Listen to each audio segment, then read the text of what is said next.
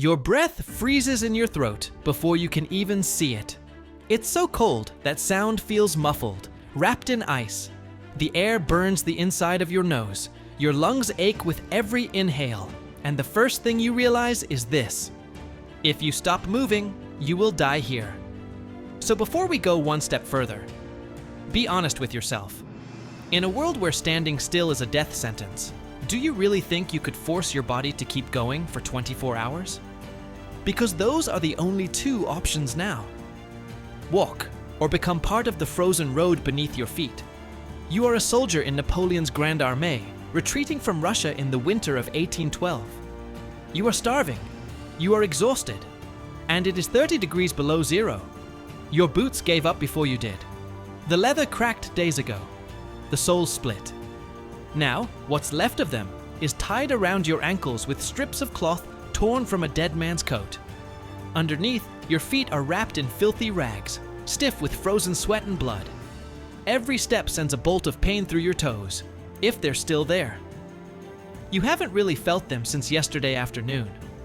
Under your feet, the snow isn't soft anymore. It's a hard, uneven crust, packed down by tens of thousands of marching men, horses, carts, and guns. It crunches like glass. Your toes brush against something in the snow. You don't look down. You already know what it is.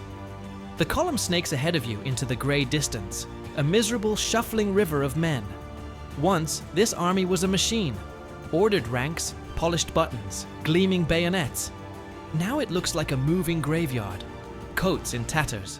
Shapeless bundles of rags staggering forward. Faces hollowed out, eyes sunk so deep into their sockets, they look bruised from the inside. Your belly is a black hole. This isn't hunger the way you used to know it. That gnawing that could be chased away by bread or soup. This has eaten past your stomach, into your chest, up into your skull. Your body has begun to consume itself. Your legs feel like empty skins full of splinters. You haven't had a proper meal in days. This morning, before the sun rose, someone boiled a piece of horsehide in a pot of snowmelt. You chewed on it for half an hour. It tasted like smoke, rubber, and dirty leather. You swallowed anyway. Your body tore it from your throat like a starving animal. Now, even the illusion of food is gone. Ahead, someone slips. You hear the dull, heavy sound of a body hitting the snow. No one stops. The column flows around the fallen man the way a river curls around a stone. One or two glance down, then keep moving. He tries to push himself up once, twice.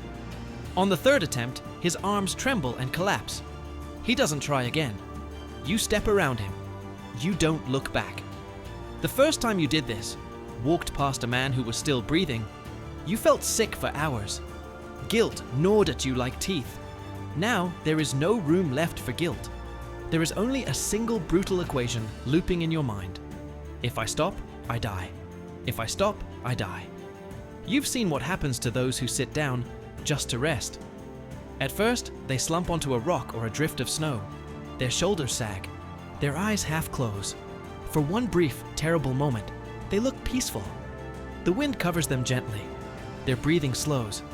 Then the cold reaches into their chest and snuffs them out like a candle pinched between fingers. The living learn to look straight ahead. The wind picks up. It cuts through every gap in your clothing like a knife. Through your patched coat. Through the threadbare shirt beneath. Through the scarf that used to be part of your tent. Yesterday's sweat in your clothes has frozen solid. Every movement fractures it into sharp, icy shards against your skin. Your cheeks burn, then go numb. Your ears throb. When you touch your nose, you feel nothing at all. You are walking inside a body that no longer feels like yours. Someone shouts hoarsely from behind you. The word carries forward on panicked breath. Cossacks! The column tenses like a single muscle. You don't see them yet, but you know what's coming. You've heard the stories. Cavalry appearing out of snow-tinted mist, fur hats low, sabers flashing. They don't charge the center. They cut the edges. They take the stragglers, the ones who slowed down.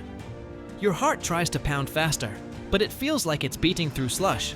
You fumble for your musket with hands that barely belong to you. Your fingers are gray-white, cracked, swollen, nails darkened. Gripping the stock feels like trying to hold a block of ice. Your hand just slides. You try to bite the end off a cartridge. Your lips split. You taste blood, then nothing. Your teeth chatter so hard, the cartridge rattles between them. Behind you, through the wind, you hear it. A high, shrill whistle. Then shouting, then gunfire, irregular cracks like frozen branches snapping. Somewhere along the line, someone runs. Panic spreads instantly. Men stumble out of formation, pushing, shoving. Officers scream themselves hoarse, but their voices dissolve into the storm. Bayonets snag on coats, packs tear free. A man slips, vanishes under a surge of boots and bare, filthy feet. You want to run too, but your legs don't have run left. You force them into a lurching half-jog, each step a negotiation with pain and empty muscle. A rider barrels past the flank, the first Cossack you see today. His horse punches through the crusted snow, flinging powder into your face. He leans low, saber trailing. For a moment, your eyes meet. His are clear, focused, alive. Yours feel like stones rattling in sockets.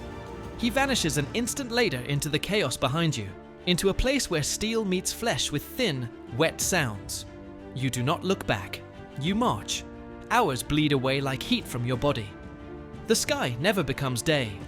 The light stays dim, dirty grey, as if the sun itself can't bear to look. Time stops being measured in hours. It's measured in stumbles. In how often you drag your scarf back over your face. In how many bodies you step around. The dead blend into the landscape. A hump in the snow. A hand sticking out. A boot still laced, no leg attached. A face frozen mid-breath, mouth packed with ice. At one point, your foot strikes something solid beneath the snow. You look down. A hand.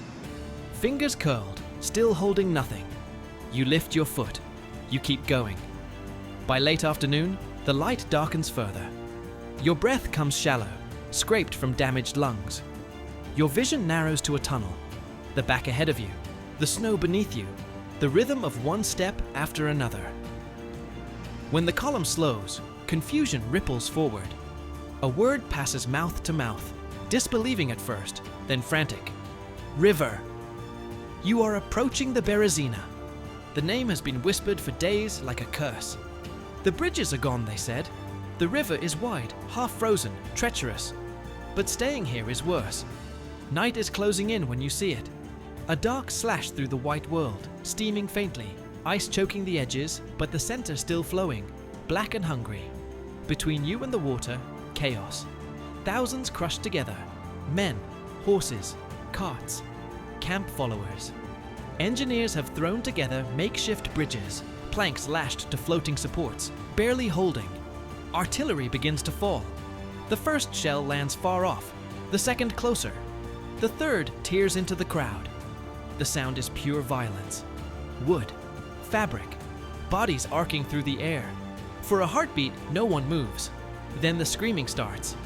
You are shoved forward whether you want to move or not. Bodies crush against you. Your ribs groan. Someone's elbow drives into your back. Packs slam into your head. The mass surges. Ahead, the bridge. Narrow. Icy, slick with blood. Men packed shoulder to shoulder. Every few seconds, someone slips. When they go over, the river takes them fast. A man who falls in here has maybe 1 minute, 2 at most before his muscles lock and his heart stops. The line shoves you again. Your boots, your mockery of boots, touch the first plank. It sags, it groans. Through the gaps, you see the water rushing below. Ice flows drifting, shapes that used to be men. Someone slams into your back. Your breath explodes out. Your arms are numb, barely gripping the rope. 1 step. You force your foot forward. 2 steps. The bridge shudders.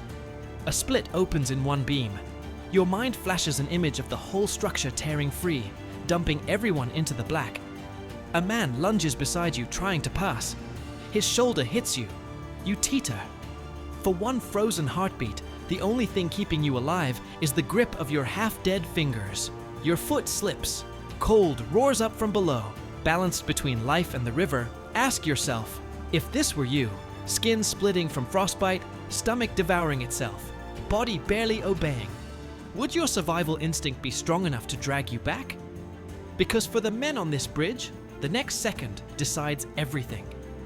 If you want to find out whether you make it across, and what the next 24 hours will do to your mind and body, you'll need to take another step with me.